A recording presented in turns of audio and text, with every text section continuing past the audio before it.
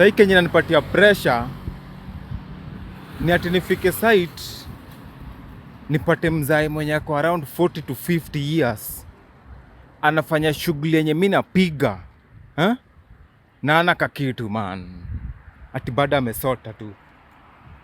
Hey, bana pressure bana shapre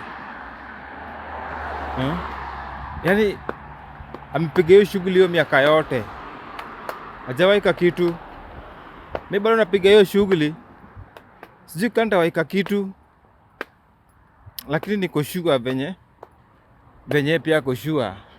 Kwanza mwingine juzi amenishtua ati ako 50 something, around 55 56, unasikia nasema ama niende Mombasa nitafute majuju, hata mimi nataka kuomoka bwana. Mzae